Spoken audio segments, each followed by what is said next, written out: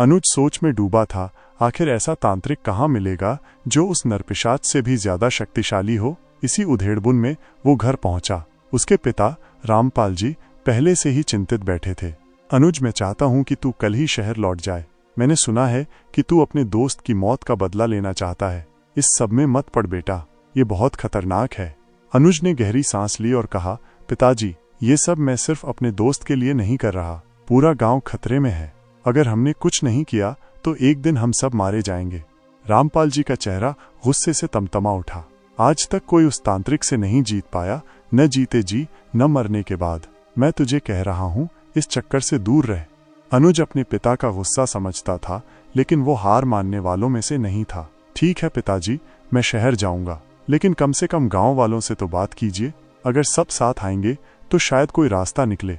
रामपाल जी थोड़ा शांत हुए। ठीक है, मैं पंचायत बुलाता हूँ, लेकिन तू कोई भी कदम अकेले मत उठाना। अगले दिन गांव की पंचायत बैठी। तय हुआ कि गांव के 4 लोग दूसरे गांव जाकर तांत्रिक ढूंढेंगे। अनुज भी उनके साथ जाएगा। सुबह अनुज और 4 लोग निकल पड़े। वे कई गांवों में गए, कई तांत्रिकों से मिले, लेकिन हर कोई नरपिशाच के नाम से ही कांप उठा। कोई भी मदद को तैयार नहीं था। शाम हो चुकी थी। एक गांव वाले ने घबराते हुए कहा, हमें लौट चलना चाहिए। अंधेरा होते ही नरपिशाच हम पर हमला कर सकता है। बाकी सबने हामी भरी और वे गांव लौटने लगे। लेकिन रास्ते में अचानक किसी के रोने की आवाज आई। अनुज के कदम ठिठक गए। ये नरपिशाच की चाल हो सकती है, एक गांव वाले ने फुसफुसाते हुए कहा। तभी एक जानी पहचानी आवाज आई, अनुज दोस्त, मुझे बचा ले, ये नरपिशाच मुझे रोज मारता है। अनुज की आंखें चौड़ी हो गईं। सामने राहुल खड़ा था, वही राहुल जो मारा जा चुका था। उसके कपड़े फटे थे, शरीर पर खून लगा था। राहुल, अनुज चिल्लाया और उसकी तरफ भागने लगा, लेकिन बाकी 4 गांव वालों ने उसे पकड़ लिया। बेवकूफ, वो तेरा दोस्त नहीं है। नरपिशाच ने उसे अपना गुलाम बना लिया है। अनुज कांप उठा।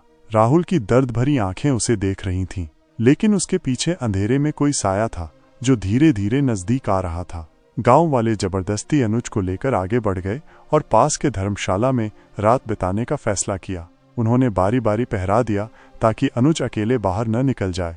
आधी रात को अनुज ने सपना देखा, राहुल चीख रहा था और एक भयानक छाया उसकी आत्मा को चूस रही थी। अनुज हड़बड़ाकर उठा और दरवाजे की तरफ भागा, लेकिन तभी पहरा दे रहे आदमी ने शोर मचाकर बाकी को जगा दिया। इसी बीच ऊपर की सीढ़ियों से गेरुए वस्त्र पहने एक संत उतरे। उन्होंने अनुज पर गंगा जल छिड़का, जिससे वो शांत हो गया। गांव वालों ने संत को पूरी बात बताई। संत ने कहा, कल इसे मेरे आश्रम ले आओ। सुबह अनुज संत के आश्रम पहुंचा। संत ने उससे अकेले में बात की और फिर कहा, गांव जाओ, मैं आऊंगा।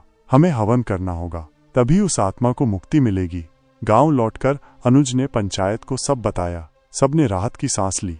2 दिन बाद संत अपने शिष्यों के साथ गांव पहुंचे और हवन की तैयारी करने लगे। अंततः जिस दरवाजे के पीछे नरपिशाच की आत्मा कैद थी, उसे खोला गया। गुप्त अंधेरे से एक भयानक परछाई बाहर आई। उसकी डरावनी चीखें पूरे गांव में गूंज उठीं। संत ने मंत्रों का जाप शुरू किया। आग की लपटें तेज होने लगीं। जैसे जैसे हवन की शक्ति बढ़ी, वैसे वैसे नरपिशाच की चीखें और दर्दनाक होती गईं। उसकी ताकत खत्म हो रही थी। आखिरकार एक जोरदार चीख के साथ वो राख बनकर हवन कुंड में समा गया। गांव की पीड़ा खत्म हो चुकी थी। संत ने गंगा जल से पूरे गांव को शुद्ध किया और गांव की सीमा पर एक मंत्र सिद्ध कील गाड़ दी। अब कोई भी बुरी आत्मा इस गांव में प्रवेश नहीं कर सकेगी, संत ने घोषणा की। गांव में खुशी की लहर दौड़ गई। अनुज ने राहत की सांस ली। आज उसने अपने दोस्त को तो नहीं बचा पाया, लेकिन गांव को नरपिशाच के आतंक से मुक्त जरूर कर दिया।